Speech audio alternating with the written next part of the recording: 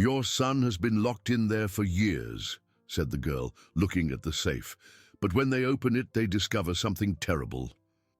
Comment what you thought of this story, giving it a rating from 0 to 10, and tell me what city you're watching from. I really want to know if you liked my story and get to know you better, so subscribe to my channel to support my work. I'm counting on your help. The scent of wilted flowers and cheap incense filled the air of the funeral home as Arthur Miller adjusted his black tie for the third time in 10 minutes. At 52, the businessman had buried many important people in his life, but no loss hurt as much as this one. His mother, Eleanor, lay in the ornate casket he had chosen himself, the most expensive one the funeral home had to offer. It was the least he could do after years of neglect disguised as hard work. The guests whispered among themselves, torn between sincere condolences and comments about the family business. Arthur owned the largest agricultural supply company in Oak Creek, a business he had built from scratch that now threatened to consume even this moment of grief. His cell phone vibrated insistently in his jacket pocket, probably Theodore, his accountant and friend of decades, with some urgency that couldn't wait.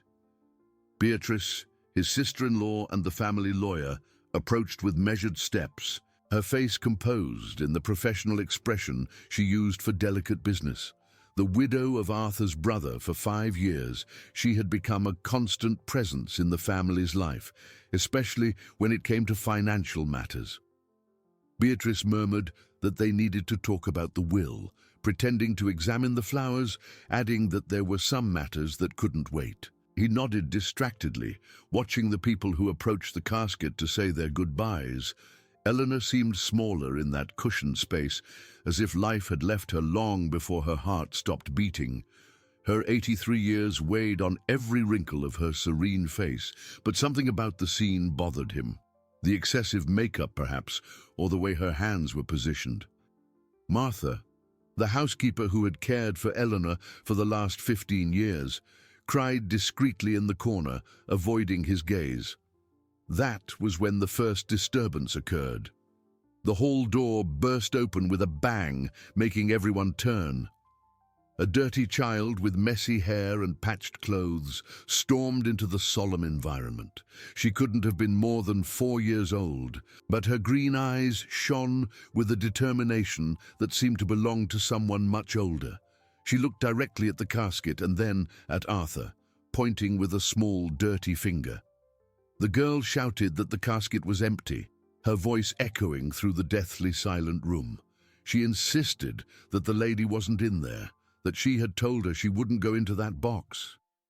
A shocked murmur rippled through the guests. Arthur felt his blood run cold as he watched the child approach the casket with the confidence of someone who knew the deceased well. The funeral home's security guard moved to remove the intruder, but she was faster, touching the edge of the casket with unsettling familiarity. Beatrice whispered, clearly annoyed by the interruption, asking who this child was and where she came from. The girl declared that she knew Grandma Eleanor, ignoring the adult's attempts to remove her. She said Eleanor had told her secrets, that she said she would take care of her when everyone else was gone. Arthur approached, his legs trembling. The child studied him with those piercing eyes as if she could read his soul. There was something in that gaze that deeply disturbed him, a wisdom too ancient for someone so young. He asked, crouching to her level, how she knew his mother. The girl replied simply that she was supposed to come for her. But then she got very tired. She said she gave her this, pulling a small, delicate, and clearly old brooch from her pocket. Arthur recognized the piece immediately. It was a silver, flower-shaped brooch that his mother had always said she lost years ago, an heirloom from her own mother. How had this child gotten it? He asked her name, trying to stay calm as his mind raced in 1,000 directions. "Lily," she replied. "Like the flowers Grandma Eleanor planted for me." The name meant nothing to him, but the brooch in her small hands was too real to be ignored. Beatrice approached, trying to take control of the situation, suggesting that the child was clearly confused and perhaps it was best to call the proper authorities. Lily screamed no, hiding behind Arthur. She cried that Grandma Eleanor said only he would understand, that he would take care of her when she couldn't anymore.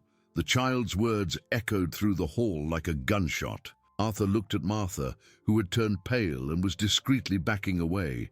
Something was wrong, very wrong. His mother had never mentioned knowing a child, let alone one who claimed to have received personal items from her. He called out to Martha, his voice cutting through the guests' murmurs, asking if she knew the child. The housekeeper hesitated, her hands trembling slightly. She stammered that Mrs. Eleanor sometimes went out alone in recent months, saying she needed to handle personal matters. Arthur insisted, asking what personal matters, feeling that each answer only deepened the mystery. Martha murmured that she never told her, avoiding his gaze, but she would come back different, more calm, as if she had found peace. Lily tugged on Arthur's sleeve, forcing him to crouch down again. Her green eyes were full of tears she fought to hold back. The girl whispered that she had taught her to draw birds. She said birds know how to find their way home even when they're lost. She said that he would help her find her way.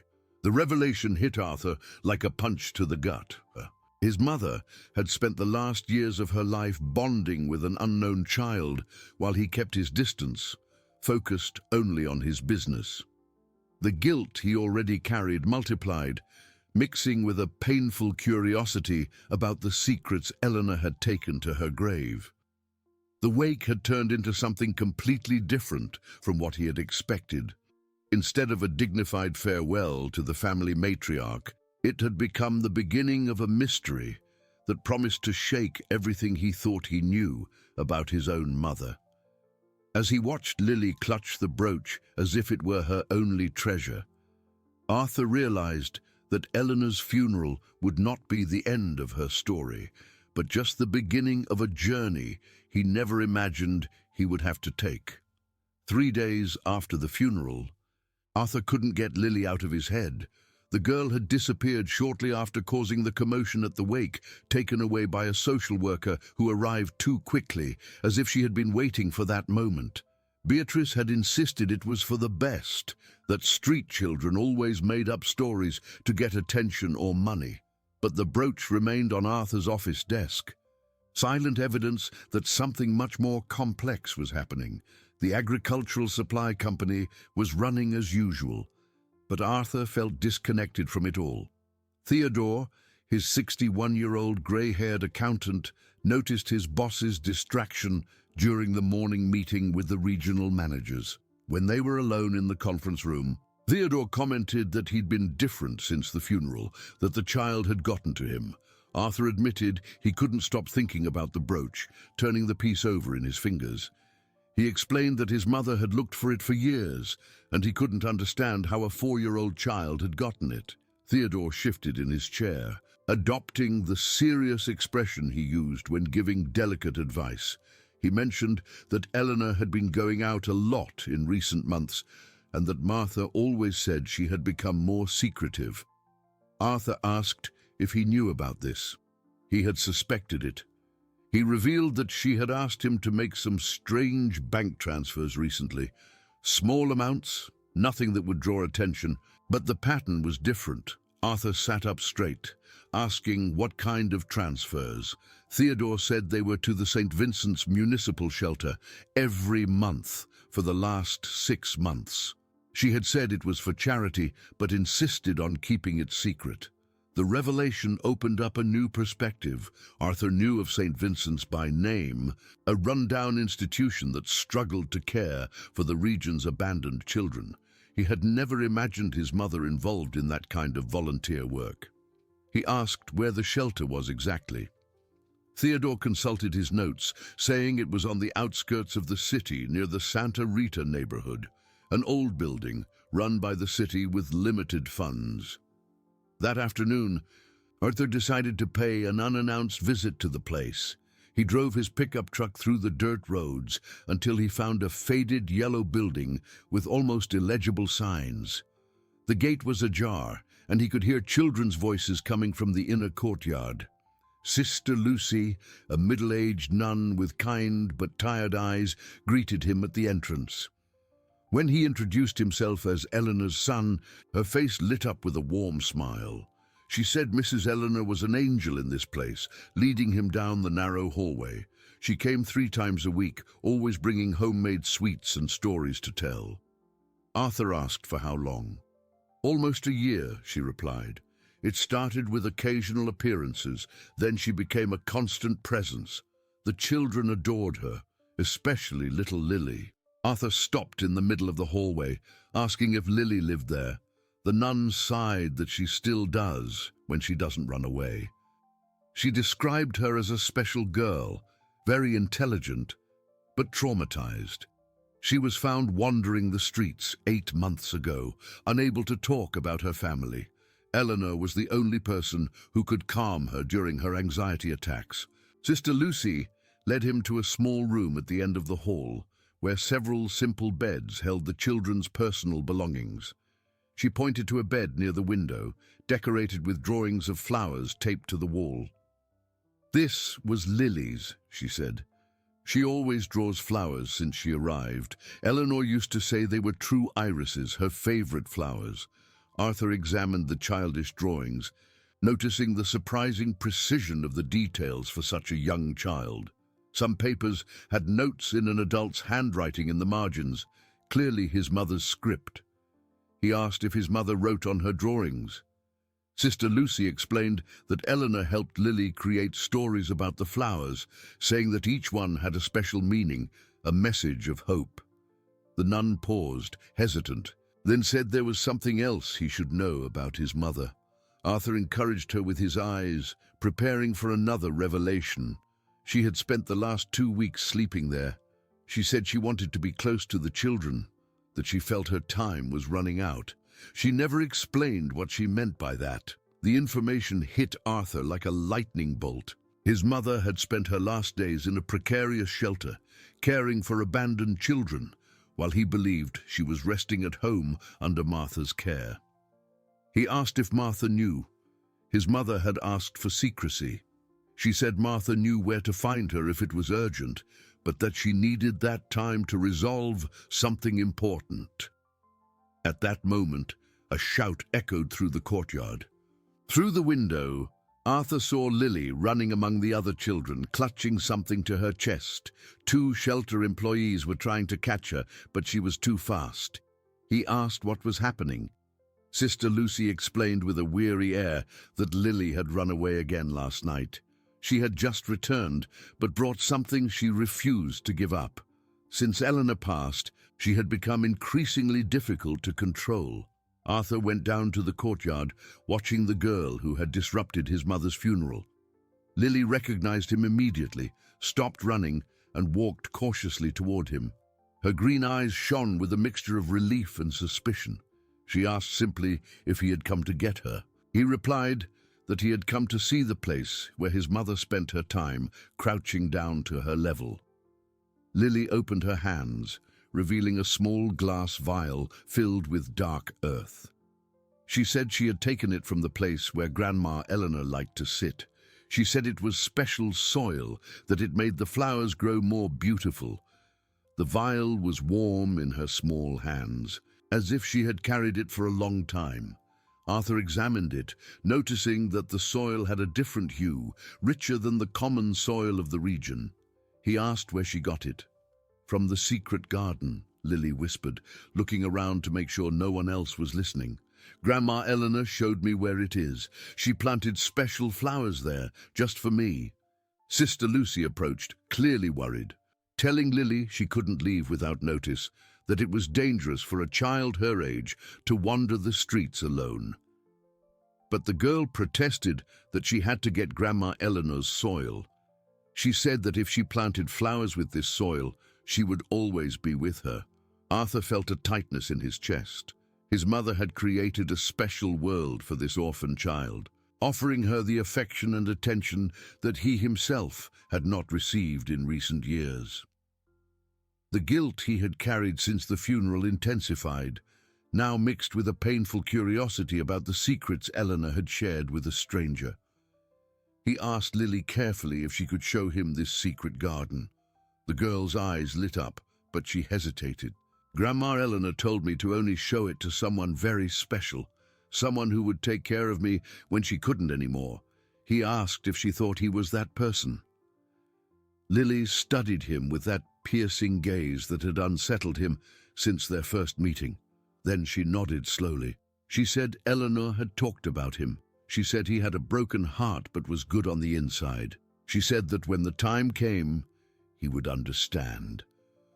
The child's words echoed through the silent courtyard, laden with a weight Arthur did not yet fully comprehend. He looked at Sister Lucy, who was watching the interaction with growing interest. He asked if he could take her to show him this place. The nun hesitated, explaining that she wasn't officially adoptable yet, that the paperwork was being processed, and there were pending legal issues. Arthur clarified that he wasn't talking about adoption, he just wanted to understand what his mother was doing in her final months. Lily tugged his sleeve, forcing him to crouch down again. She whispered that the garden was far from here. Grandma Eleanor went there at night when no one was watching. She said it was a place where she could talk to the people who were already gone. The final revelation of the day left Arthur with more questions than answers. His mother had maintained a secret life, forming deep bonds with an abandoned child and visiting mysterious places at night. As he watched Lily carefully put away the vial of soil, he realized that discovering the truth about Eleanor's last months would be much more complicated than he had imagined. The next morning, Arthur woke with a determination he hadn't felt in years. The mystery involving his mother and Lily had become an obsession that consumed his thoughts even in his sleep. He decided he needed answers, and the first person he would question was Martha. The housekeeper was in Eleanor's kitchen, organizing the deceased's belongings with mechanical movements. When she saw Arthur enter, her hands trembled slightly, and she dropped a porcelain cup that shattered on the stone floor. She murmured that she hadn't expected to see him so early, crouching to pick up the pieces with nervous gestures. He told her he needed her to tell him the truth about his mother's last months, pulling out a chair and sitting at the table where he had eaten breakfast throughout his childhood, and he would accept no more evasions. The 55-year-old woman who had cared for the Miller family with unwavering dedication stopped cleaning and looked at him with eyes full of restrained tears. She whispered that she had promised Mrs. Eleanor she would keep her secret, but maybe now that she was gone.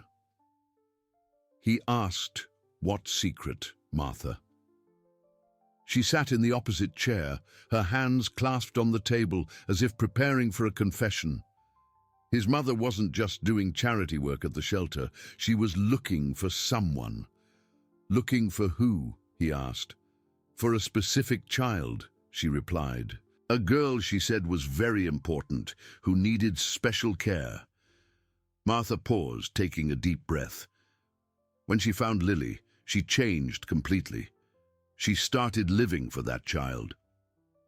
Arthur felt a cold pit in his stomach, asking if his mother knew Lily before she arrived at the shelter. She didn't know how, but Mrs. Eleanor knew details about that girl's life that not even the nuns knew. She knew she had lost her parents, knew about the trauma, even knew about the anxiety attacks. He said that was impossible. Lily was found on the streets without identification. Martha got up and went to an old cabinet from which she took a small wooden box. She explained that his mother had asked her to hide it, saying that if he ever came looking for answers, she should show it to him. Inside the box, Arthur found old photographs, yellowed letters, and documents he couldn't immediately decipher. But one photo in particular caught his eye. A young, dark-haired woman holding a small child, both smiling at the camera. The woman's resemblance to Eleanor was undeniable. He asked who these people were. The woman was named Catherine, Martha said, her voice almost a whisper. And the child, well, Mrs. Eleanor used to say she looked a lot like Lily. Arthur examined the photo more closely. The child in the picture had the same piercing green eyes as Lily, the same intelligent expression that had unsettled him since their first meeting. He asked if Martha was saying his mother believed Lily was related to this Catherine. More than that, the housekeeper replied, taking a yellowed envelope from the box. His mother believed Lily was her granddaughter. The revelation hit Arthur like a hammer. He opened the envelope with trembling hands, finding a letter written in his mother's familiar handwriting, dated just 3 weeks before her passing. "My dearest son," it began, "if you are reading this, it is because you have finally decided to seek the truth I have hidden my entire life. Forgive me for not having the courage to tell you in person, but some secrets are too heavy to be shared aloud." Arthur continued reading, feeling the world crumble around him. Eleanor revealed she had a secret daughter in her youth, the result of a relationship the family had forced her to hide. The child, Catherine, had been given up for adoption, and Eleanor had spent decades searching for her unsuccessfully. The letter continued that she had found Catherine 2 years ago. She had become a wonderful woman, but life had not been kind to her. She had a young daughter and was struggling to survive in difficult conditions. She tried to get closer, to offer help, but her pride was greater than her need. Arthur's hands trembled as he read about the accident that took Catherine, about how Eleanor had failed to save the daughter she had searched for decades. The letter explained that Lily was her great-granddaughter, a traumatized child who had witnessed her mother's loss and ended up on the streets with no other known relatives. "When I learned that Lily was at the shelter," Eleanor wrote, "I felt that fate was giving me a second chance. I couldn't save my daughter, but I can still care for my granddaughter. That is why I spent so much time at St. Vincent's, bonding with her, preparing her for the day you would take on the responsibility that should have been mine." Martha watched in silence as Arthur finished reading.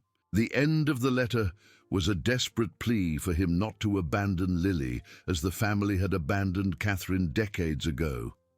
He asked, his voice choked with emotion, why she never told him this in person. Martha replied that Mrs. Eleanor was ashamed of having hidden the existence of a daughter, ashamed of not having fought against her family in her youth, ashamed of having failed to save Catherine when she finally found her. Arthur stood up, walking to the window overlooking the garden where he had played as a child. Everything made sense now.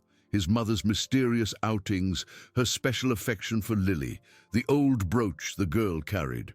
"There's more," Martha said, taking a small key from the box. "Your mother kept a safe in her room. She said the documents that would prove everything were in there." They went up to Eleanor's room, where Martha used the key to open a small safe hidden behind a family photograph. Inside, Arthur found birth certificates, adoption records, and a series of documents confirming Catherine's identity and her connection to Lily. But the most shocking discovery was at the bottom of the safe. A handwritten will, different from the one Beatrice had presented after the funeral. In this document, Eleanor left a considerable sum specifically for Lily's care, along with detailed instructions on how to proceed with formalizing the child's custody. Arthur asked, examining the date and signature, if Beatrice had seen this will. Martha said no. His mother had hidden this version. She said Beatrice would not approve of spending money on an unknown child. At that moment, Arthur's phone rang. It was Theodore, his voice urgent. He told Arthur he needed to come to the office immediately. Beatrice was there with 2 lawyers, saying there were irregularities in the will. She wanted a full audit of all bank transfers from the last few months. Arthur felt his blood run cold. If Beatrice discovered the money sent to the shelter, the secret will, and especially about Lily, she would do everything to complicate the situation. He told Martha quickly, putting the documents away, that she couldn't tell anyone what they had talked about, that no one could know about the safe. She asked about the girl, Lily. Arthur looked at the photograph of Catherine he was still holding. His half-sister had lost the chance to know her biological mother, but her daughter was still alive, still needed a family. "I'll take care of her," he said, with a determination that surprised even himself. "My mother failed once, but I will not fail Lily." As he headed to the office, Arthur knew he was about to face the toughest battle of his life. Beatrice would not easily accept an unknown child having rights to the family inheritance, and he would need to find a way to protect Lily without revealing all the secrets he had just discovered. The truth about his family was finally coming to light, but the consequences of this revelation promised to be devastating. The distributor's office had never felt as hostile as it did at that moment. Beatrice was sitting in the leather armchair that belonged to Arthur, flanked by two lawyers in dark suits he didn't know. Theodore stood by the desk, clearly uncomfortable with the situation. Beatrice said with a smile that didn't reach her eyes that it was good he had arrived. They were just discussing some inconsistencies in his mother's financial records. He asked what kind of inconsistencies, feeling the weight of the documents he carried in his briefcase. One of the lawyers, a thin man with glasses, consulted his notes, mentioning regular transfers to institutions not declared in the official will, amounts that added up to a considerable sum over the last few months. Arthur looked at Theodore, who made an almost imperceptible gesture indicating he hadn't revealed specific details. The accountant was discreet, but Beatrice had enough connections to obtain bank information through legal channels. Arthur said carefully that his mother had always been generous with charity, and he saw no problem in helping needy institutions. The problem, Beatrice intervened, was that these transfers were not authorized by the family lawyer, and considering Eleanor's mental state in recent months— "What mental state?" Arthur's voice came out louder than he intended. The second, younger lawyer opened a thick folder, stating they had statements from Dr. Evans attesting that his mother showed signs of mental confusion, erratic behavior, and questionable decision-making. Arthur said Dr. Evans had never mentioned that to him. Beatrice replied with false compassion that it was because he was always too busy to properly monitor his mother's health, which was understandable given his business responsibilities. The veiled accusation hit Arthur hard. It was true he had grown distant from Eleanor in recent years, but he never imagined it would be used against him. He asked what they wanted exactly. Beatrice leaned back in the armchair, taking control of the conversation. A full audit of all financial transactions for the last 12 months. They wanted to ensure no money was improperly directed due to Eleanor's compromised mental state. The thin lawyer added that if they found evidence of external influence, they could question the validity of the entire will. Arthur understood the threat. If Beatrice found out about Lily and the donations to the shelter, she would use it to argue that Eleanor had been manipulated. The secret will he carried in his briefcase would make the situation even more complicated. He said he needed time to review all the documents, trying to buy time. Beatrice retorted that time was something they didn't have. They had already filed a court request for a temporary freeze on all assets until the situation was clarified. Theodore intervened for the first time, asking if that included the company's operations. "Everything," the young lawyer confirmed. No financial transactions could be made until further notice. Arthur felt the floor disappear from under him. Without access to financial resources, the distributor would be paralyzed in days. Contracts with suppliers would be cancelled, employees would go unpaid, and the entire company he had built over decades would crumble. He protested that they couldn't do this. "We already have," Beatrice said, pulling an official document from her bag. "The court order was signed this morning. You have 48 hours to provide satisfactory justifications for all questionable transfers." After the lawyers left, Arthur remained alone with Theodore in the silent office. The accountant poured 2 cups of coffee and sat heavily in a chair, commenting that she had planned this very well, that Beatrice was always ambitious, but he never imagined she would go this far. Arthur asked how she got the court order so quickly. "Contacts in the justice system," Theodore explained. "Judge Matthews is her late husband's cousin, and Dr. Evans is willing to confirm anything she asks, considering she's been paying his office bills for years." Arthur opened his briefcase and showed the secret will to Theodore. The accountant read the document with growing attention, his eyes widening with each paragraph. "This changes everything," Theodore murmured, "but if you present this will now, Beatrice will question why it was hidden. And if I don't, Lily will be left helpless," Arthur countered. Theodore asked who exactly this child was and why Eleanor cared so much about her. Arthur briefly recounted the morning's discovery about Catherine and the family connection Eleanor had kept secret. Theodore listened in silence, slowly shaking his head. He commented that his mother had carried this burden alone for decades and had now left the responsibility to him. Arthur said he couldn't abandon Lily. It would be repeating the mistake that destroyed his mother. At that moment, the phone rang. It was Sister Lucy from the shelter, her voice worried. She said, "Mr. Miller, Lily has disappeared again. This time she took her few clothes and some personal belongings. I think she's run away for good." He asked when it happened. "Right after lunch," she replied. "She was agitated ever since a man was here asking questions about your visits yesterday." Arthur felt his blood run cold. "What man?" he asked. She said he claimed to be a lawyer and wanted to know about the donations his mother made. Lily overheard part of the conversation and got very scared. Beatrice had gotten to the shelter before him. The girl was in danger, and he didn't even know where to look for her. He asked the sister if she had any idea where Lily might have gone. She always talked about a special place your mother showed her, a garden where they planted flowers together. Maybe she went there. Arthur remembered the vial of soil Lily had carried the day before, the mention of a secret garden Eleanor had created especially for her. He told Theodore he was going to find Lily and asked him to try to find out more details about Beatrice's movements. Theodore agreed, but warned him to be careful. If Beatrice was willing to freeze the entire company over a few transfers, he could only imagine what she would do if she found out a child was involved in the inheritance.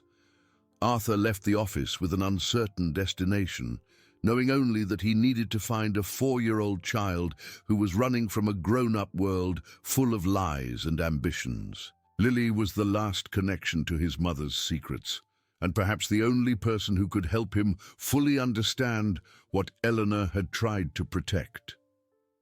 As he drove through the streets of Oak Creek, searching for clues to Lily's whereabouts, Arthur realized he was fighting not just for the family inheritance, but for the chance to repair decades of neglect and abandonment. The girl who had disrupted his mother's funeral had become his only hope of honoring Eleanor's memory.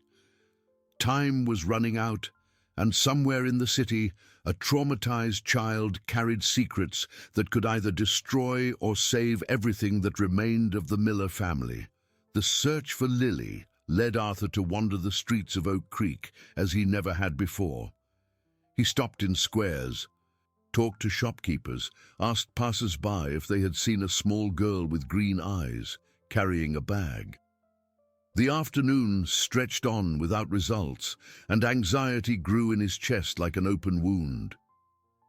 It was then he remembered Lily's words about the secret garden, a place Eleanor went to at night to talk with people who had already passed. He decided to go back to the shelter to try to get more information from Sister Lucy. He asked the nun, who greeted him at the gate with a worried expression, if she had mentioned anything about a cemetery. "Not exactly a cemetery," Sister Lucy replied thoughtfully, "but I remember Lily once drew a small church surrounded by flowers. She said Grandma Eleanor had taken her to plant seeds in a holy place, the Chapel of the Rosary," Arthur murmured. remembering the small colonial church on the outskirts of the city, abandoned for years but still maintained by local devotees. The sun was beginning to set when he arrived at the chapel. The stone building stood alone on a small hill, surrounded by vegetation that mixed wild growth with carefully planted flowers. It was a place of unsettling peace, where the silence seemed to carry voices from the past. Arthur found Lily sitting behind the chapel, in a small garden that had clearly been recently tended. The girl was planting seeds in small holes in the earth, using the vial she had brought from the shelter. Her cheeks were stained with tears and dirt, but she worked with unwavering determination. He called her name softly, not wanting to scare her. She looked up with red eyes, showing no surprise at seeing him. She knew he would find her. Grandma Eleanor said he always found important things when he really needed to. Arthur approached slowly, noticing that the garden was more elaborate than it appeared from a distance. There were organized beds, small wooden signs marking different types of plants, and a rudimentary irrigation system made with plastic bottles. He asked if his mother had created all of this. "We created it together," Lily corrected, wiping her hands on her dirty blouse. She said every flower we planted would be a promise for the future, a promise that good people would not be forgotten. He asked why she had run away from the shelter. Lily stopped planting and looked at him with those green eyes that seemed too old for her age. Because the man in the suit said Grandma Eleanor was crazy. He said she couldn't leave money for orphan children because she was sick in the head.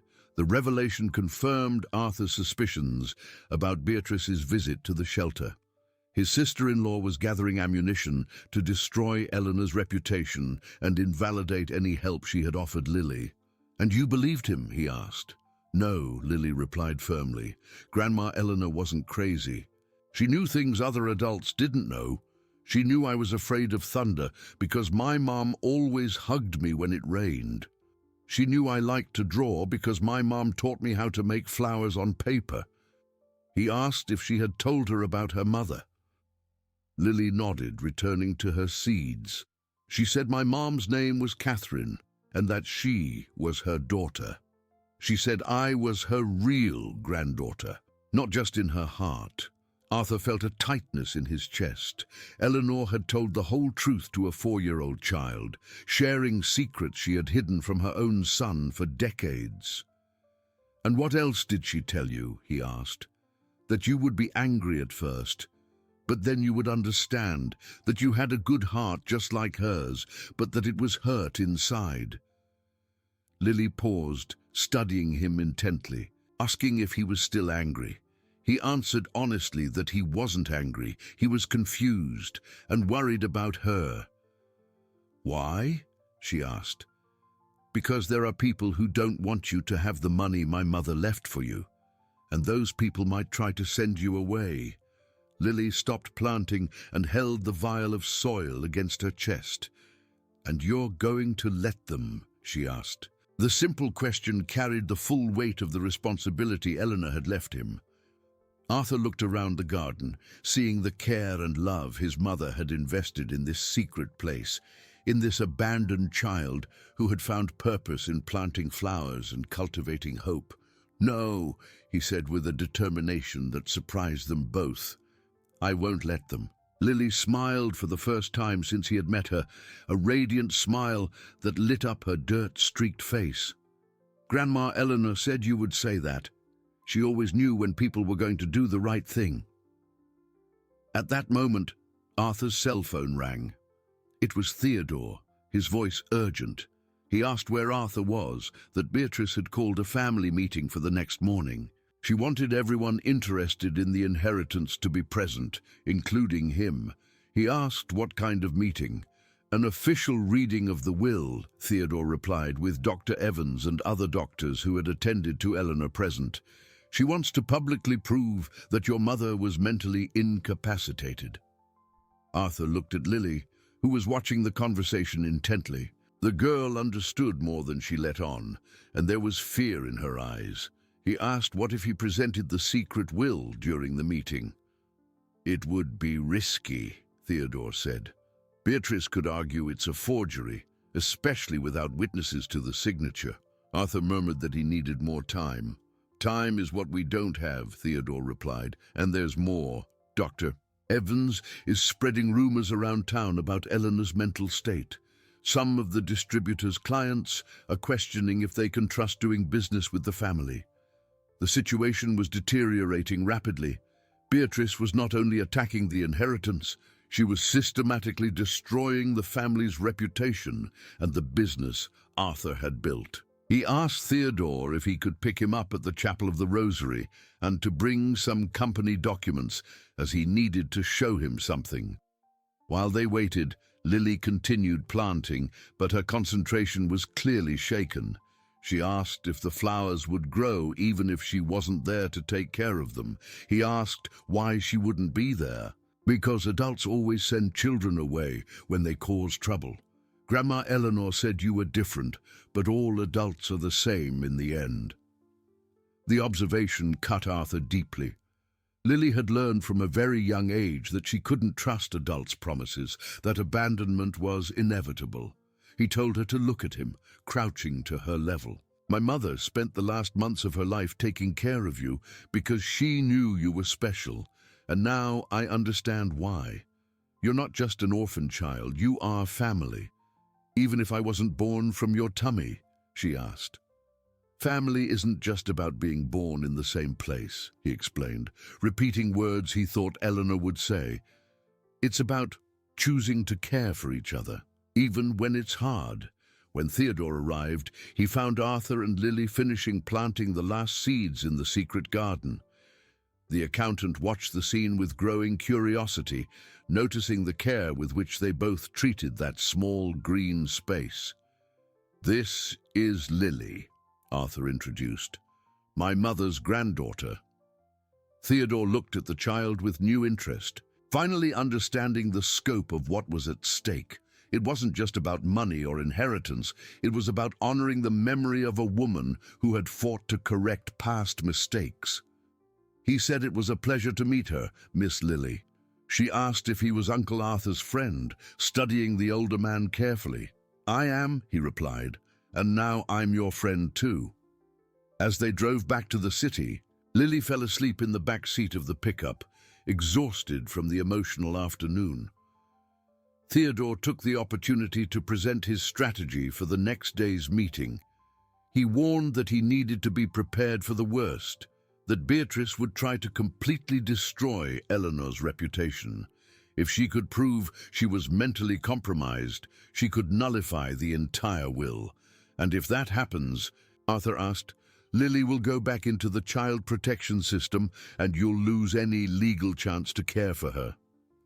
Arthur looked in the rearview mirror at the sleeping child, still holding the empty vial she had used to plant the seeds. Eleanor had entrusted him with the most important responsibility of her life, and he could not fail. The next day's meeting would be decisive, but for the first time since the funeral, Arthur knew exactly what he was fighting for. The morning of the meeting arrived heavy with tension and dark clouds that threatened rain over Oak Creek. Arthur had spent a sleepless night, alternating between reviewing documents and watching Lily sleep in the guest room of his house. The girl had insisted on staying with him, refusing to go back to the shelter, and he hadn't had the heart to refuse her. Martha arrived early to look after Lily during the meeting, but the housekeeper was visibly nervous. Her hands trembled as she prepared breakfast, and she avoided Arthur's gaze. He asked if there was something she hadn't told him yesterday, noticing her strange behavior. She confessed, lowering her voice so Lily wouldn't hear, that Dr. Evans had approached her last night. He wanted her to confirm that Mrs. Eleanor was confused in her final months and offered her money for her statement. Arthur felt his blood boil, asking what she had said to him. That Mrs. Eleanor was the most lucid person I ever knew, but he insisted, saying it would be better for everyone if I cooperated with their version. Beatrice is buying witnesses, Arthur murmured. She planned this for weeks. Lily appeared in the kitchen, still in her pajamas, her hair messy and her eyes sleepy. She had slept clutching the empty vial she had used to plant the seeds, as if it were a protective talisman. "Good morning, Uncle Arthur," she said, climbing onto a chair to reach the table. "Why is everyone sad?" He lied, pouring her milk, that they weren't sad, just worried about some adult things. She asked if it was about the money Grandma Eleanor left for her. The girl's insight continued to surprise Arthur. Even at only 4 years old, Lily intuitively understood that her presence created conflict among the adults. "A little, yes," he replied. She said simply that she didn't need the money. She just wanted to stay with him and not go back to the shelter. The statement touched Arthur deeply. Lily was willing to give up her inheritance if it meant having a family, but he knew the money Eleanor left would be essential to ensure the girl's educational and medical future. An hour before the meeting, Theodore arrived with troubling news. He informed him that Beatrice had gained more allies, that the mayor would be present, as well as the director of the bank, where Eleanor kept her accounts. Arthur asked why the mayor. Apparently, the donations to the shelter are being questioned as possible money laundering. Beatrice is alleging that Eleanor was deceived by malicious people who took advantage of her mental confusion. The accusation was absurd, but Arthur understood the strategy. Beatrice was turning acts of charity into evidence of mental incapacity, painting Eleanor as a vulnerable victim exploited by opportunists. "And Dr. Evans?" he asked. "He prepared a detailed medical report attesting to your mother's cognitive decline. It even has specific dates of confusing episodes that conveniently coincide with the largest donations to the shelter." Arthur headed to the family office with the weight of responsibility pressing on his shoulders. He knew the next few moments would determine not only Lily's future, but also the fate of the company he had built and the preservation of his mother's dignity. The conference room was packed when he arrived. Beatrice presided over the main table, flanked by her lawyers and Dr. Evans, who avoided eye contact. The mayor, a burly man with a grey mustache, chatted animatedly with the bank director. Several other familiar faces from the local society completed the audience, turning what should have been a private family matter into a public spectacle. Beatrice said with false cordiality that it was good he had arrived, so they could begin. The older lawyer began the presentation, detailing the financial irregularities found in Eleanor's records. Each transfer to the shelter was presented as evidence of manipulation, each act of generosity interpreted as a sign of mental incapacity. "As you can see," the lawyer continued, "we have a clear pattern of deteriorating judgment here. An elderly lady, isolated and possibly depressed, being exploited by unscrupulous people."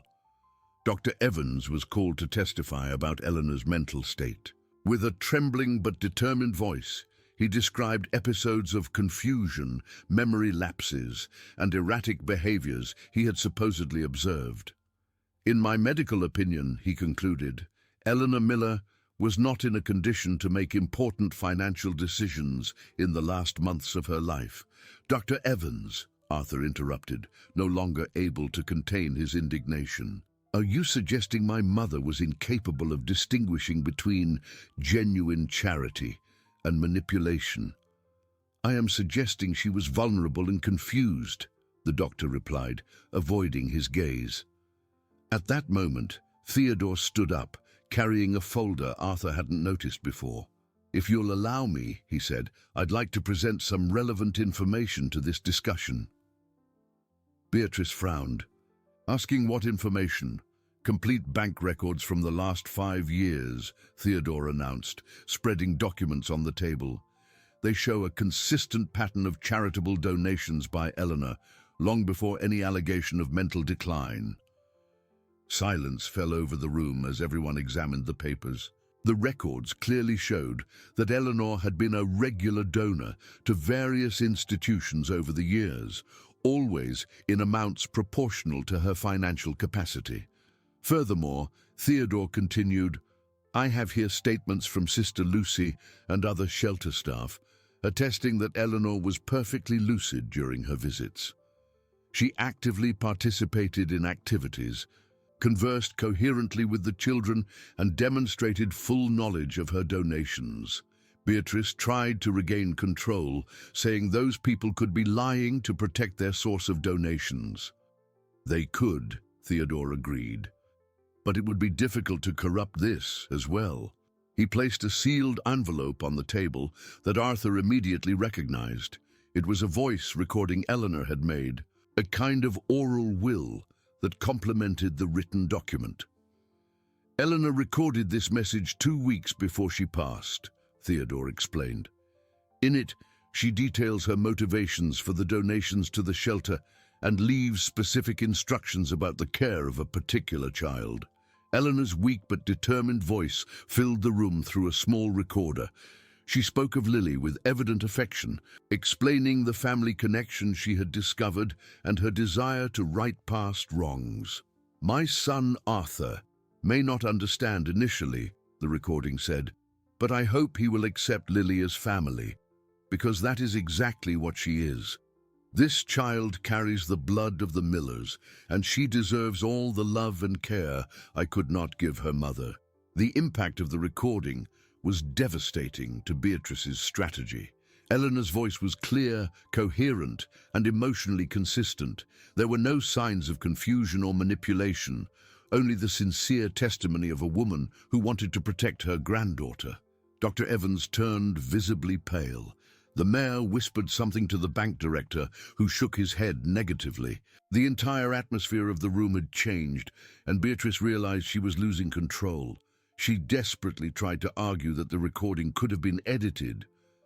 "It can be verified by experts," Theodore replied calmly, "and there's more." Arthur knew what was coming next. Theodore was about to reveal the secret will, the final card that would determine Lily's fate. Eleanor left specific instructions on how to proceed if her donations were questioned, Theodore said, pulling the handwritten document from the folder, including the designation of legal guardians for Lily and the creation of a trust fund to ensure her education and well-being. The silence that followed was absolute. Beatrice stared at the will with eyes that mixed shock and fury, realizing all her plans were unraveling. Arthur took a deep breath, knowing the decisive moment had arrived and that finally he would have the chance to honor his mother's memory and protect the child she had loved so much. The revelation of the secret will completely transformed the mood of the meeting. Beatrice stood up abruptly, knocking over her chair, while her lawyers whispered urgently among themselves. The mayor and the bank director exchanged uncomfortable glances, clearly regretting their involvement in what now seemed a much more complex family dispute. Beatrice declared, her voice trembling with restrained anger, that this was impossible, that Eleanor had never mentioned a second will, and this document must be a forgery. Theodore remained calm, waiting for the storm to pass. He stated that the will was registered at a notary's office 3 weeks before Eleanor's passing, with a recognized signature, witnesses, and all necessary legal requirements.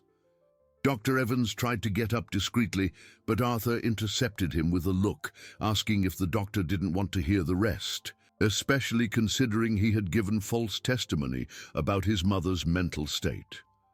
The doctor sat back down, visibly sweating, stammering that he had only reported his clinical observations.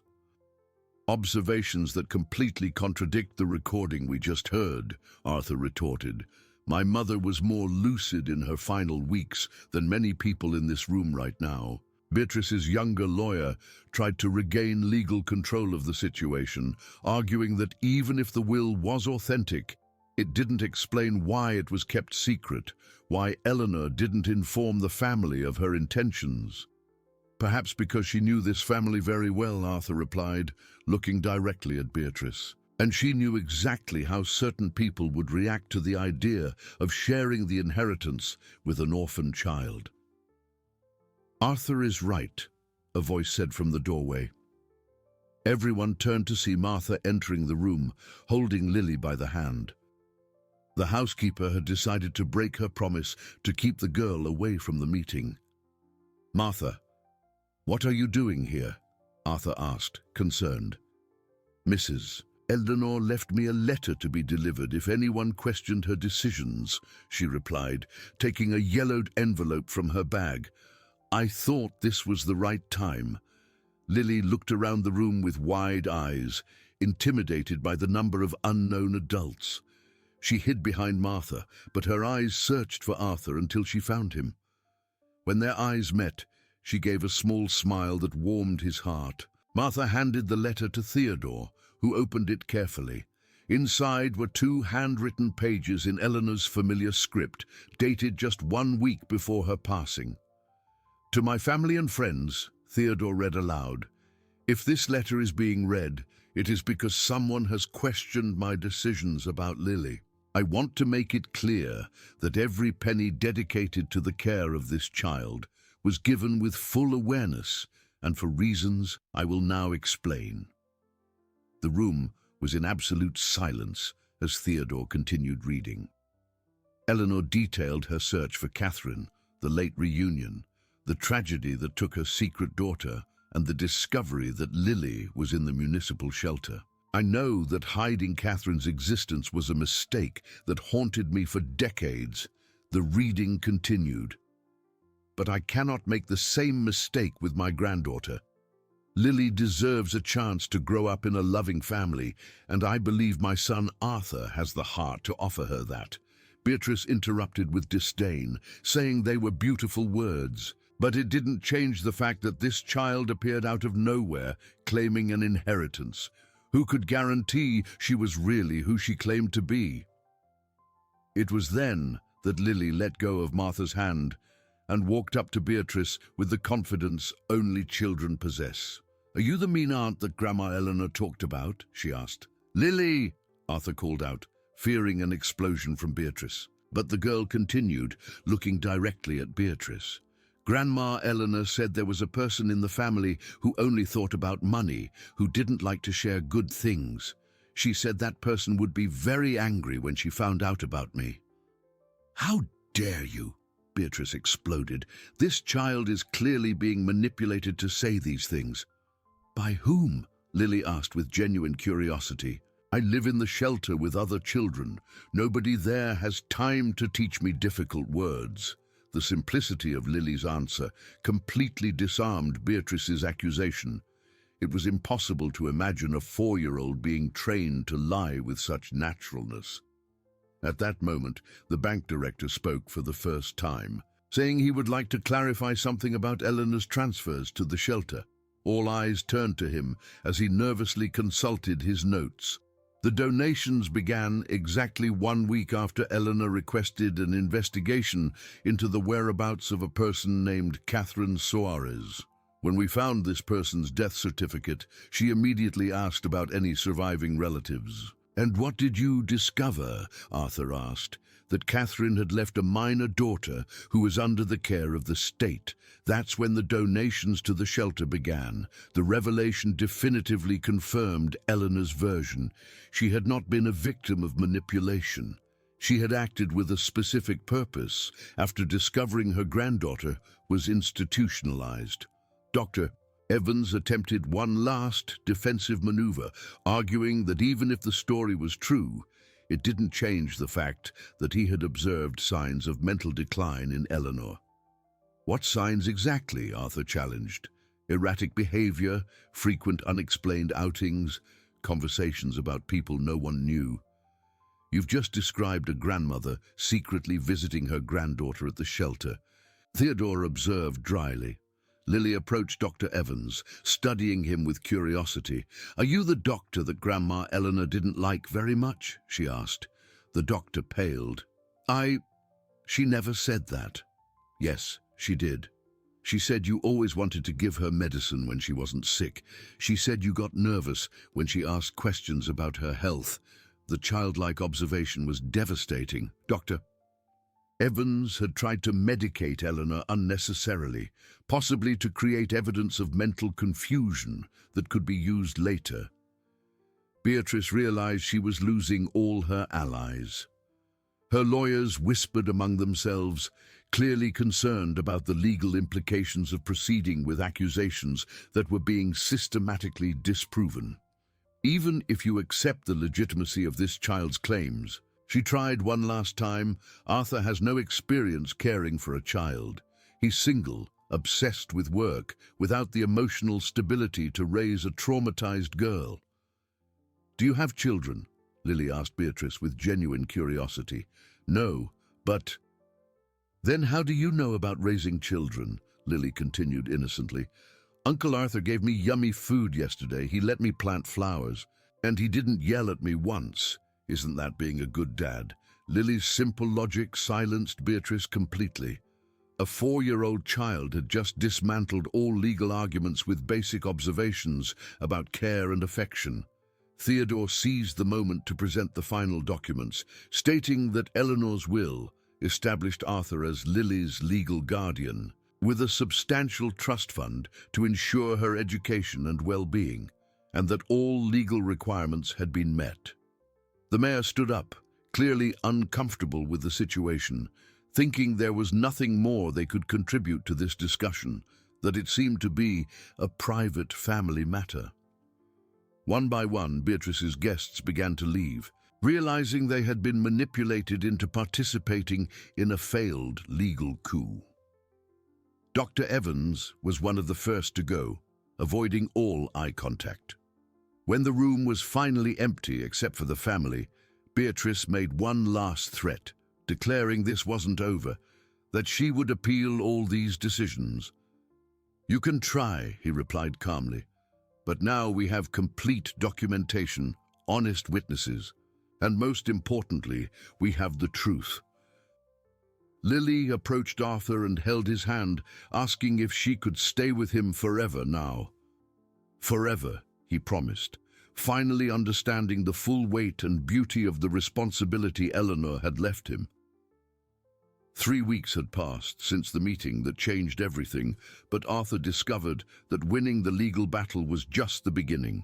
Raising a traumatized 4-year-old was a challenge no business administration course had prepared him for. Lily oscillated between moments of genuine joy and episodes of night terrors that made her wake up screaming for Catherine. On the first night she officially spent at his house, Arthur was awakened by sobs coming from the guest room. He found Lily huddled under the bed, trembling and muttering about bad men who took her mother away. He tried to reassure her, crouching to speak to her through the small space, telling her she was safe there with him. "My mom said she was safe too," she replied, her voice muffled by the blanket. But then the men came, and she never came back. Arthur realized the girl had witnessed something traumatic related to Catherine's passing, something not even the nuns at the shelter fully knew. He spent that night sitting on the floor beside the bed, talking softly about safe things, flowers, birds, and the stories Eleanor used to tell. During the day, Lily was a different child, curious, intelligent, constantly asking questions about everything around her. She had quickly adapted to the house routine, helping Martha with small tasks and turning Arthur's garden into a botanical experiment lab. One morning, as they watered the seedlings they had planted together, she asked why flowers need water. He explained that water carries food to all parts of the plant, discovering he enjoyed answering her endless questions. "Like people?" she asked. Grandma Eleanor said hugs are food for the heart. The observation touched Arthur deeply. Eleanor had taught Lily about affection through metaphors a child could understand. Creating an emotional foundation, he now tried to maintain and expand. The real test came when it was time to enroll Lily in school. The principal of Oak Creek Elementary, a stern woman with thick glasses, received them with evident skepticism. She said, "Mr. Miller, this child has a history of trauma and instability. We don't have specialized resources for problem cases." Arthur replied that Lily was not a problem case, feeling the girl shrink beside him. She is an intelligent child who has been through difficulties. Even so, the principal said, it would be better to look for a more suitable institution for her special needs. Lily tugged on Arthur's sleeve, asking if the principal didn't want her to study there. The innocent question echoed down the school hallway, making some staff members stop to watch. Arthur knelt to her level, explaining, looking pointedly at the principal, that some people don't understand that special children can be even more amazing than others. But I want to learn to read, Lily insisted. Grandma Eleanor said that when I knew how to read, I could talk to her through books. The determination in the girl's voice moved a young teacher who was watching the conversation. She offered to introduce her to her class, saying she worked with inclusive methodologies. The teacher, Ms. Marion, a 30-year-old woman with a warm smile, led Lily to the classroom. The other children received her with natural curiosity, and in a few minutes she was engaged in a lively conversation about drawings and flowers. The teacher observed to Arthur that she had a knack for connecting with others, that children who have been through trauma sometimes develop a special sensitivity for understanding other people. During the first week of school, Lily faced some adaptation challenges. She cried when another student shouted during a game, hid under the table when a truck rumbled down the street, and refused to participate in activities that involved separating from her classmates. But she also demonstrated exceptional intelligence. She learned the alphabet in 3 days, memorized all the songs the teacher taught, and created elaborate stories about her drawings. One afternoon, she showed Arthur a drawing of a house surrounded by giant flowers, saying she drew their house with Grandma Eleanor's garden. He noted that their house didn't have such big flowers. "Not yet," she replied with conviction, "but they will grow. Grandma Eleanor said that when we plant love, things grow bigger than we imagine." Lily's progress in school brought a new complication. Other families began to make comments about the situation, questioning whether it was appropriate for a single man to raise a girl alone. The rumors spread through the small town like wildfire. One mother commented during a school meeting that she heard the child wasn't even a real relative and a single man raising a girl. It didn't seem appropriate. Arthur heard the whispers, but it was Lily who confronted the situation directly. During recess, a classmate asked why she didn't have a mother like the other children. "I have a mother in heaven and an uncle who takes care of me on earth," Lily replied simply. "And I have Grandma Eleanor in the garden because she turned into a flower to always be with me." The girl's response circulated among the children and reached the parents, silencing many critics. It was hard to question a family arrangement that clearly worked when a 4-year-old demonstrated so much emotional stability. But not all reactions were positive. Beatrice continued to spread venom throughout the town, questioning Arthur's suitability as a guardian and promising she would still reverse the situation. The tension peaked when Lily came home from school crying, saying that an older boy had told her she was nobody's daughter and didn't belong to that family.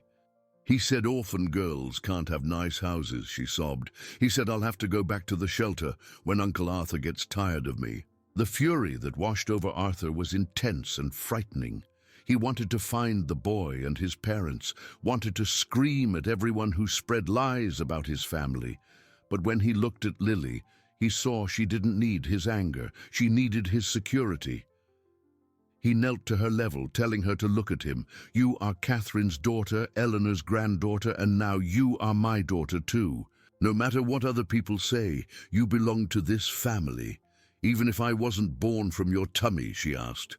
"Family isn't about where you're born," he explained, repeating words he had learned from her. "It's about who chooses to love you every day." That night, Lily slept in her own bed for the first time without nightmares.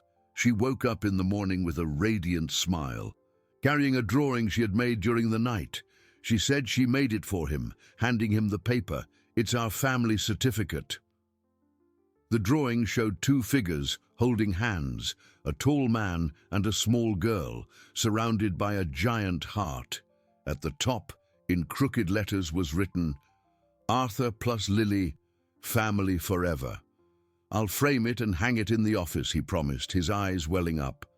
"So everyone can see we're a real family? So everyone can see we're a real family." As they ate breakfast together, Arthur realized how completely he had changed since his mother's funeral. The company was still running, business was thriving, but his priorities had been rearranged. Lily was no longer a responsibility he had inherited. She was the daughter he had chosen to love. And that daily choice was transforming them both. But not everything was resolved. Beatrice still posed a constant threat, and there were unanswered secrets about Catherine's past. Lily's healing journey was just beginning, and Arthur knew they would face even greater challenges ahead. The stability Arthur and Lily had built was shattered when an unknown man appeared at their door on a rainy June morning. Tall, thin, with worn clothes and restless eyes, he held a yellowed envelope and asked for Catherine Suarez. Arthur said cautiously, keeping the door only slightly ajar, that Catherine no longer lived there. The man replied, his voice heavy with sadness, that he knew she had passed, but he heard her daughter was here. He introduced himself as Richard, Lily's father. Arthur's world collapsed instantly. Lily was at school, but the implications of this revelation were devastating. If this man was indeed Lily's biological father, the entire legal structure they had built could be challenged. Arthur asked, trying to stay calm, if he had documents to prove it. Richard opened the envelope, revealing old photographs, certificates, and a letter written by Catherine herself. In the photos, he appeared young beside a pregnant Catherine, both smiling happily at the camera. He explained they dated for 3 years, and when Catherine got pregnant, he wanted to marry her, but his family moved to another state for work. He promised to come back, But you didn't, Arthur finished dryly. I did come back 2 years later. But Catherine had disappeared with the child. Nobody knew where they had gone. I spent years looking for them. Richard showed Catherine's letter, dated just 6 months ago. In it, she explained her desperate situation about discovering Lily was Eleanor Miller's granddaughter, and asked for Richard's help to secure a better future for their daughter. Catherine sent me this letter shortly before the accident, he said. By the time I got to Oak Creek, she was already gone. It took me months to find out Lily was at the shelter, and now I've heard she's living with you. Arthur invited Richard inside, offering coffee while he processed the implications. The man seemed sincere, but his presence threatened to destroy everything he and Lily had built. What do you want exactly? Arthur asked. To meet my daughter, Richard replied simply. And maybe take her with me to my city where I can give her a better life. Lily is happy here, Arthur protested. She has school, friends, stability, but she doesn't have her biological father. And according to the law, my rights take priority. The conversation was interrupted when Lily arrived from school, wet from the rain, and carrying a backpack decorated with flower drawings. She stopped at the living room door upon seeing the stranger, instinctively positioning herself behind Arthur. Uncle Arthur, who is he? She asked. Arthur said carefully, This is a friend of your mummy, Catherine. Richard approached slowly, his eyes welling up as he saw the daughter he hadn't seen since she was a baby. Lily, I'm Richard. I knew your mother very well. The girl studied the man with that piercing gaze she had inherited from Catherine. My mother sometimes talked about a Richard. She would get sad when she talked about him. She was sad, he asked. Because you promised to come back, but took too long, Lily replied with the brutal honesty of children. She said you forgot about her. Richard knelt to Lily's level, tears streaming down his face. I never forgot your mother. Or you. I looked for you for years. Lily looked at Arthur, seeking guidance. She was clearly confused by the situation, but showed no fear or rejection of the man who claimed to be her father. "Can he stay for dinner?" she asked, with the natural generosity she had inherited from Eleanor. During dinner, Richard told stories about his relationship with Catherine, intimate details that proved his version. He talked about the songs she sang, the dreams they shared, the day they found out about the pregnancy. Lily listened intently, asking occasional questions about the mother she barely remembered. Richard answered with patience, painting a loving portrait of Catherine that moved even Arthur. "Was my mum pretty?" Lily asked. "The most beautiful woman in the world," Richard replied. "And you look just like her. Grandma Eleanor used to say that too." "You met your grandmother?" he asked. Lily told him about the month she spent with Eleanor, about the secret garden and the stories they shared. Richard listened with growing interest, realizing the girl had found family roots he couldn't offer. After Lily went to bed, the two men talked frankly about the situation. Richard admitted his life in his city was unstable. He worked as a freelancer in construction, lived in a small apartment, and had no experience raising children. "But she's my daughter," he insisted. "I have rights." "And she has a right to stability," Arthur retorted. "Lily has been through enough trauma. Tearing her away from everything she knows would be cruel." "Do you think I haven't thought about that?" he asked. "I've spent months wondering if it would be better for her to stay where she is. But a man has to know his own daughter." The tension was broken when Lily appeared in the room, in her pajamas and carrying a drawing. She said she made it for him, handing the paper to Richard. The drawing showed three figures: a tall man, clearly Arthur, a small girl, herself, and a thinner man, who seemed to represent Richard. They were all in a garden full of flowers, smiling. "Are we all family now?" she asked. Lily's innocent question revealed a possibility neither man had considered.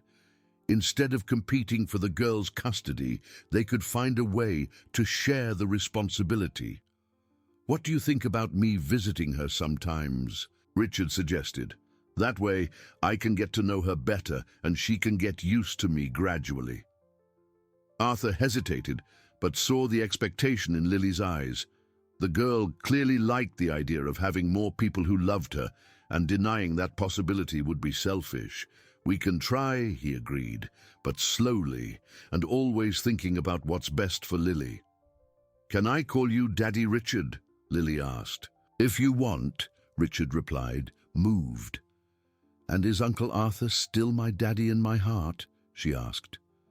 "Of course," Arthur assured her. In the following weeks, Richard began visiting Lily regularly. He brought small gifts, helped with the garden, and gradually built a relationship with the daughter he had lost years ago. The visits were not without challenges. Lily sometimes got confused about having two fathers and had a few anxiety episodes when Richard mentioned the possibility of her visiting him in his city. But gradually, she began to accept that she could love both men in different ways. It was during one of these visits that Richard made a surprising revelation. He told Arthur, when Lily was playing in the garden, that Catherine had told him something about her family that he needed to know. "What?" he asked. Eleanor wasn't the only person who looked for Catherine. A few months ago, she was visited by a woman who claimed to be a distant cousin. This woman asked many questions about Catherine's financial situation and about the child. Arthur felt a chill down his spine. "What did this woman look like?" he asked. Catherine described her as well-dressed, authoritarian, asking questions that seemed more like an interrogation than a family visit. The description sounded dangerously like Beatrice. If his sister-in-law had found Catherine before the tragedy, it meant she knew about Lily long before Eleanor's funeral. "Did Catherine ever mention this woman's name?" he asked. "Beatrice," Richard confirmed.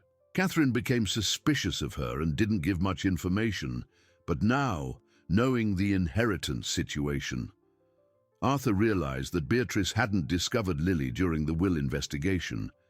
She had known of the girl's existence since before Eleanor's passing and had likely orchestrated the whole situation to ensure she could contest any inheritance left to the child. The revelation changed everything. Beatrice wasn't simply protecting the family's interests, she was executing an elaborate plan to steal an orphan's inheritance. And now that Richard had appeared, the situation had become even more complicated. The revelation about Beatrice's visit to Catherine consumed Arthur for days. He needed concrete evidence before making any accusations. But the suspicion that his sister-in-law had been manipulating events long before Eleanor's passing left him furious. It was Theodore who brought the first real clue.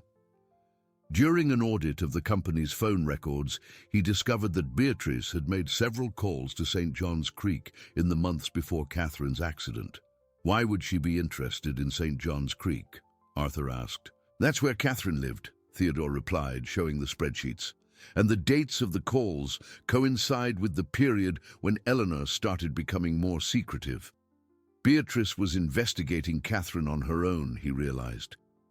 It seems so, Theodore said. And there's more. She hired a private investigator 6 months ago, claiming it was to check for possible fraud in the company. Arthur examined the documents with growing indignation. Beatrice had used family resources to spy on Catherine and probably to sabotage any attempt at reconciliation between mother and daughter. That weekend, Richard came to spend 2 days with Lily, as had become routine. The girl was adapting well to her biological father's presence, but still showed a clear preference for Arthur as her primary security figure. "Daddy Richard," she asked during lunch, "did you meet Aunt Beatrice when you visited my mum?" Richard nearly choked on his food. "How do you know about that?" he asked. "I heard you talking yesterday," Lily admitted. "You were worried about her." Arthur and Richard exchanged glances.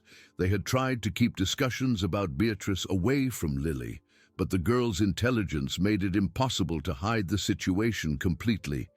"Yes, I met her," Richard confirmed. "She visited your mother a few times. My mom didn't like her. She said she asked weird questions about money and about me." "What kind of questions?" he asked. Lily thought for a moment, as if recalling conversations she had witnessed. "She asked if I was sick, if I needed expensive medicine. She asked if my mom had debts or if anyone helped us with money." The revelation confirmed Arthur's suspicions. Beatrice was collecting information to use against any inheritance Eleanor left for Lily, creating arguments about medical costs or a precarious financial situation. "And did your mother answer those questions?" he asked. "No.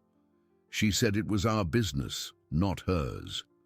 Aunt Beatrice got angry and said the family had a right to know about these things.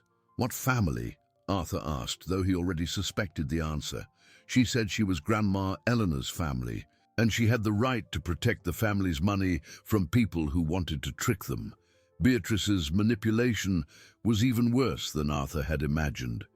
She had presented Catherine as a scammer trying to take advantage of Eleanor's generosity, when in fact she was trying to prevent a grandmother from meeting her granddaughter. That Sunday, while Lily was playing in the garden with Richard, Arthur received an unexpected call.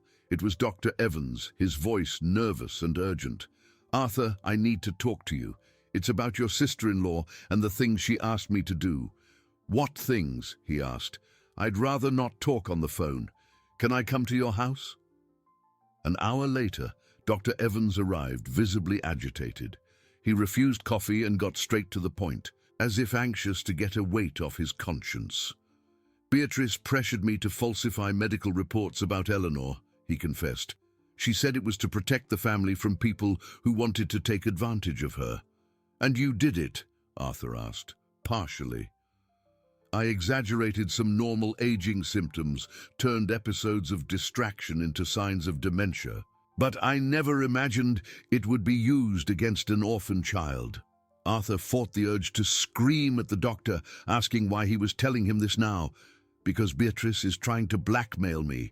She recorded our conversations and is threatening to destroy my career if I don't cooperate with her new schemes." "What schemes?" he asked. Dr. Evans hesitated, looking nervously toward the garden where Lily was playing. "She wants me to declare Lily mentally unstable due to trauma. She says a child with psychological problems can't be an heir." The revelation nauseated Arthur. Beatrice was willing to use a 4-year-old child as a pawn in her game of greed, even manipulating medical records to get what she wanted. "Do you have these recordings?" he asked. "No, but I know where she keeps them, and I have copies of the original reports that show Eleanor was perfectly healthy." At that moment, Lily ran into the house, followed by Richard. She was holding a dead butterfly she had found in the garden, with tears in her eyes. "Uncle Arthur, the butterfly isn't flying anymore. Can I bury it in Grandma Eleanor's garden?" "Of course you can," he replied, moved by the girl's sensitivity. Dr. Evans watched the interaction with professional interest. "This child shows no signs of mental instability," he murmured. "In fact, she shows an admirable capacity for emotional processing for her age." "Would you put that in writing?" Arthur asked. "If necessary, yes." Eleanor was right about Lily being special. It would be criminal to use this child as a tool of manipulation. After the doctor left, Arthur talked with Richard about the situation. Lily's biological father was clearly disturbed by the revelations about Beatrice. "I never imagined there was so much evil involved in all this," Richard said. "Catherine was always paranoid about people trying to harm Lily, but I thought they were just exaggerated fears." "Maybe she was right to be cautious," Arthur replied. "What are we going to do?" Richard asked. "Lily can't grow up in the middle of this war." Arthur looked at the garden, where Lily had held a small funeral for the butterfly, decorating the spot with flowers and softly singing the song Eleanor had taught her.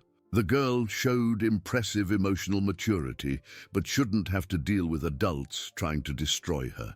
"We will gather all the evidence against Beatrice and publicly expose her manipulations," Arthur decided. "But we need to be careful. If she feels cornered, she might do something desperate." "Like what?" Richard asked. "Try to take Lily away? Or worse?" That night, after Richard left for his city, Lily asked Arthur about the serious conversation she had witnessed. "Are you worried about me?" she asked. "We're worried about protecting you," he explained. "There are people who don't like that you're happy here." "Like Aunt Beatrice?" she asked. Arthur was surprised by the girl's perception. "How do you know about her?" he asked. "I hear the conversations," Lily admitted. "And I remember her voice when she visited my mom. She talked just like the bad people in cartoons." "And are you afraid of her?" he asked. Lily thought for a moment. A little. "But Grandma Eleanor said that good people always win in the end, even if it takes a long time. Your grandmother was right." "So, are we going to win?" she asked. "We are," Arthur promised, hugging the girl. "We're going to make the bad people pay for what they did." As he put Lily to bed, Arthur mentally planned his next steps. He had enough evidence to destroy Beatrice legally, but he needed to be strategic. A 4-year-old child shouldn't have to testify against corrupt adults, but it might be necessary to ensure her safety. The war was far from over, but for the first time since Eleanor's funeral, Arthur felt he had the upper hand. Beatrice had underestimated the determination of a man protecting his daughter of the heart, and that would be her downfall. Arthur's strategy to expose Beatrice took shape during a week of intense planning. Theodore had collected financial evidence, Dr. Evans had prepared authentic medical documents, and Richard had provided details about the suspicious visits to Catherine. But it was an unexpected discovery by Martha that provided the final piece of the puzzle. The housekeeper arrived at Arthur's house one September morning with a determined expression he had never seen before. She carried a small leather suitcase that had belonged to Eleanor. "I found this hidden in the attic," she announced, opening the suitcase to reveal documents, photographs, and old cassette tape recordings. Mrs. Eleanor was always suspicious of Beatrice, apparently with good reason. Among the papers were detailed notes on conversations Eleanor had with Beatrice over the years, including veiled attempts to find out information about wills and family investments. "Your mother was documenting Beatrice's behavior for a long time," Martha explained. She suspected her sister-in-law was planning something against the family. Arthur examined one of the cassette tapes, dated just 2 months before Eleanor's passing, asking what was on the recordings. Phone conversations Beatrice made from the house phone, thinking no one was listening. Mrs. Eleanor installed a recorder on the extension in her room. When they played the tape on an old recorder, Beatrice's unmistakable voice echoed through the room. She was talking to someone about solving the orphan child problem and ensuring the family's money wasn't wasted on strangers. Lily, who was playing in the garden, came into the room, drawn by the sound. Upon hearing Beatrice's voice, her face contorted into an expression of fear that broke Arthur's heart. "It's the bad woman," she whispered, "the one who made my mommy cry." "You remember her visiting your mother?" he asked. "I remember. She yelled a lot and said bad things about Grandma Eleanor. She said my mum was tricking a nice old lady." Lily's memory confirmed that Beatrice had manipulated Catherine, painting Eleanor as a victim and Catherine herself as an opportunist.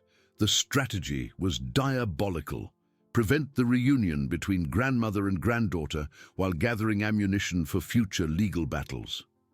That afternoon, Arthur called a meeting at the distributor's office. Present were Theodore, Dr. Evans, Richard, and to everyone's surprise, the private lawyer Beatrice had used to contest the will.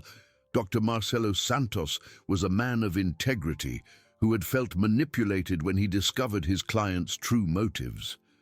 "Beatrice hired me, claiming to protect an elderly lady from scammers," he explained. "When I found out I was being used to steal from an orphan child, I decided to switch sides." "Do you have evidence of her lies?" he was asked. "I have recordings of our conversations where she admits to inventing part of the accusations against Eleanor. And I have documents showing she knew about Lily long before she claimed to have discovered the child's existence." The meeting lasted 3 hours, during which they built a solid case against Beatrice. They had evidence of medical document forgery, witness tampering, misuse of family resources for private investigation, and attempted inheritance fraud. "The next step is to confront her publicly," Dr. Marcelo suggested. "I suggest a formal family meeting with witnesses and official recording." "She won't agree to participate," Theodore observed. "She will if she doesn't know the real purpose," Arthur replied. "We'll say we discovered irregularities in the company and need to clarify financial issues. The trap was carefully set. Beatrice received a formal invitation for a family transparency audit at the distributor's headquarters, allegedly to resolve pending issues about the inheritance and ensure all procedures had been conducted correctly. She arrived confident, accompanied by a new lawyer and with a folder full of documents she apparently considered advantageous to her cause.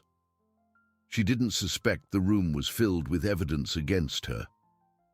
"Beatrice," Arthur began when everyone was settled, "we called this meeting to clarify some discrepancies we discovered in the family records." "What kind of discrepancies?" she asked with her usual confident smile. Theodore activated the official recorder and began by presenting the irregularities in the bank transfers she had questioned months ago. Beatrice defended her positions with rehearsed arguments, citing Eleanor's mental health and the inappropriateness of the donations. "Interesting," Dr. Evans commented when she finished. Because my original medical records completely contradict your allegations about Eleanor's mental state. The doctor presented documents showing Eleanor in perfect mental health until her final days, explaining how he had been pressured to falsify reports. Beatrice paled but tried to maintain her composure, claiming Dr. Evans was clearly trying to protect himself from accusations of medical negligence. It was then that Richard spoke up. "So how do you explain your visits to Catherine Suarez 6 months before Eleanor's passing?" I never visited anyone with that name." "We have witnesses," Richard lied convincingly, "and phone records that show your calls to St. John's Creek." Beatrice began to sweat visibly. Her lawyer whispered urgently in her ear, clearly worried about the direction the meeting was taking. "Maybe it's time to hear this," Arthur said, activating the recorder with the tapes Martha had found. Beatrice's voice filled the room, discussing plans to neutralize the threat of the orphan child and protect the family assets from leeches. Every word was a confession of manipulation and greed. "This recording was obtained illegally," Beatrice's lawyer protested. "It was made in Eleanor's house, with her equipment, recording conversations of someone using the family phone without authorization," Dr. Marcello retorted. "Perfectly legal." Beatrice finally broke down. "You don't understand," she yelled. "That child isn't real family. She's just a clever orphan who managed to fool a sentimental old woman. Lily is Eleanor's biological granddaughter," Arthur declared firmly. "She has more right to the love and protection of this family than you ever did. Biological or not, she doesn't deserve this money. She didn't go through the same sacrifices we did." "What sacrifices did you make, Beatrice?" Theodore challenged. "Besides leeching off your late husband's family for years." The accusation hit Beatrice hard. She stood up abruptly, scattering papers on the floor. "You will all regret this. I will prove this child is a fraud and that you were all deceived." "You won't prove anything," Dr. Marcello said calmly, "because tomorrow morning I will be presenting all this evidence to the district attorney's office. Forgery of documents, attempted inheritance fraud, and conspiracy against a minor are serious crimes." Beatrice looked around the room, realizing she had completely lost. All the allies she thought she had won had turned against her, and the evidence of her corruption was undeniable. "This isn't over," she threatened, heading for the door. "For you it is," Arthur replied. "And if you try to get near Lily or interfere in our lives in any way, I will use every legal resource available to protect my daughter." After Beatrice left, silence filled the room. Everyone knew they had witnessed the complete downfall of a woman consumed by greed, but the victory had a bitter taste. "Will she try something desperate?" Richard asked. "Possibly," Arthur admitted. "But now we have legal protection and enough evidence to stop her if necessary." That night, as Lily slept peacefully in her bed, unaware of the storm that had been resolved in her name, Arthur finally felt he could relax. Beatrice's threat had been neutralized, but he knew the echoes of this battle would continue to reverberate for a long time. 6 months had passed since Beatrice's exposure, and the lives of Arthur and Lily had finally found the peace they had so desperately sought. Spring had arrived in Oak Creek with renewed vigor, and the garden they had planted together blossomed in vibrant colors that seemed to celebrate overcoming all adversities. Lily, now 5, had developed into a confident and curious child who charmed everyone around her. Her exceptional intelligence manifested not only in her studies. She could already read fluently and do basic math, but especially in her ability to understand and comfort others. "Uncle Arthur," she said one October morning as they prepared breakfast together, "Miss Marion said I'm going to skip a grade in school. Does that mean I'm very smart?" "It means you inherited the intelligence of Grandma Eleanor and Mommy Catherine," he replied, kissing her forehead. "But the most important thing is that you have a good heart." "How do you know I have a good heart?" she asked. "Because yesterday you comforted John when he was crying at recess, and last week you shared your snack with Maria even though you were hungry." Lily smiled. that radiant smile that lit up any room. Grandma Eleanor said that when we help others, our hearts get bigger. Richard had moved to Oak Creek 2 months prior, finding work in local construction and renting a small house nearby. The presence of her biological father had enriched Lily's life without complicating the family structure she had built with Arthur. Daddy Richard, as she called him, visited 3 times a week and spent alternating weekends with her. Gradually, the two men had developed a genuine friendship based on their shared love for the extraordinary girl they cared for together. "It's strange," Richard commented one afternoon as they watched Lily play in the garden. "I never imagined it would be possible to share a daughter like this, but with her, it feels natural." "Lily has enough love for all of us," Arthur replied, "and the wisdom to understand she can have more than one father without diminishing her love for either."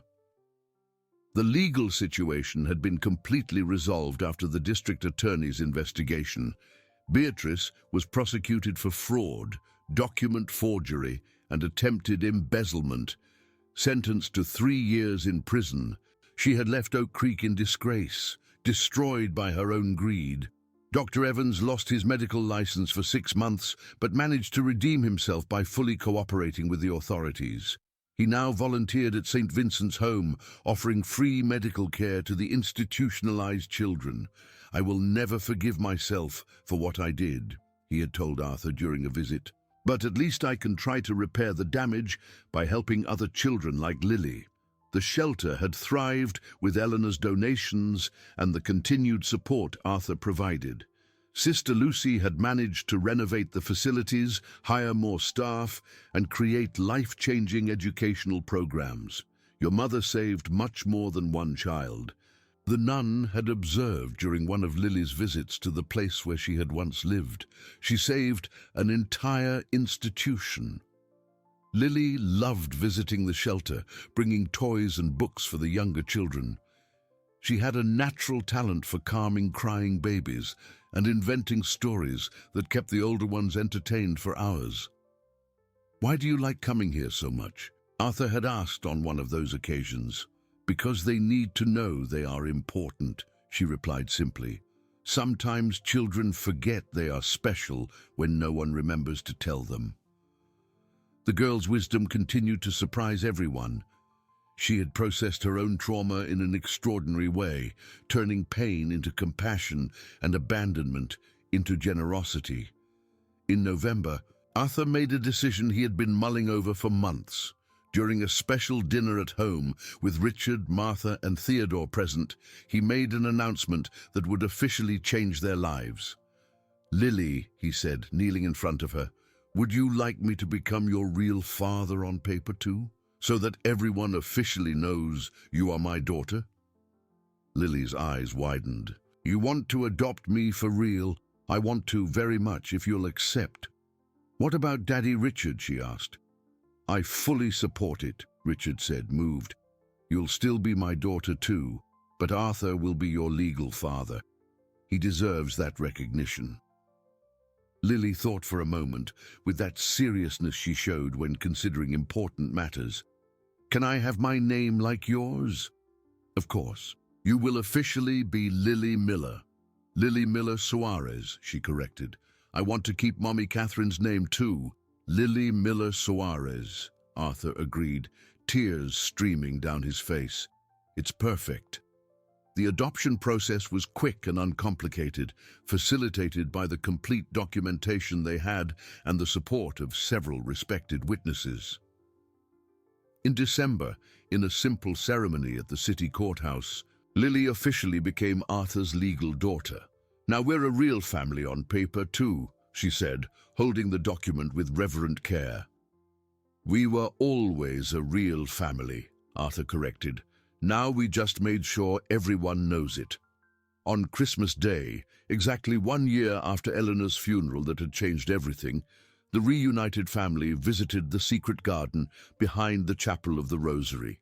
The flowers Lily had planted with the special soil had grown beyond all expectations, creating a colorful carpet that seemed to celebrate life and love. "Look, Grandma Eleanor," Lily whispered, kneeling among the flowers. "Your family got bigger. Now I have two daddies who love me and a garden full of your flowers." Arthur watched his daughter talking to the memory of the grandmother she had barely known personally, but who remained a constant presence in their lives. Eleanor had planted more than flowers in that garden. She had planted hope, love, and the promise that true families can be born from the most unlikely circumstances. "Is she listening?" Lily asked, looking up at the blue sky. "I'm sure she is," Arthur replied, "and she is very proud to see how strong and happy you've grown. And proud of you too," she added, "for taking care of me when she couldn't anymore." As they walked back home, Lily between the two men who loved her, Arthur reflected on the extraordinary journey that had led them to that moment. It had started with a dirty child interrupting a funeral, accusing a coffin of being empty. In the end, she was right, not about the casket, but about something much deeper. Eleanor's heart had never been buried. It lived on in the love Lily spread, in the generosity Arthur had learned, in the unlikely family they had built together. The girl who had appeared claiming to know family secrets really did know them, secrets about unconditional love, about second chances, and about people's ability to change when they find something worth fighting for. That Christmas night, as Lily slept peacefully in her bed, finally free from nightmares and fears, Arthur fully understood the last lesson his mother had tried to teach. Family was not about blood or convention. It was about choice, dedication, and the courage to love without reservation. Eleanor had spent the last months of her life correcting a decades-old mistake, protecting a granddaughter she barely knew, and preparing a neglectful son to become the father she knew he could be. Her greatest inheritance was not the money she left for Lily, but the transformation she caused in everyone she touched. And so, in a yellow house on the outskirts of Oak Creek, a 5-year-old girl slept safely in the love of a family that had chosen to be formed, while in a secret garden, flowers planted with special soil continued to grow, promising even more beautiful springs in the years to come. If you liked this video, please subscribe to my channel. I promise to bring you videos every day that will make your life happier. Comment what you thought of my story, giving it a rating from 0 to 10, and thank you very much.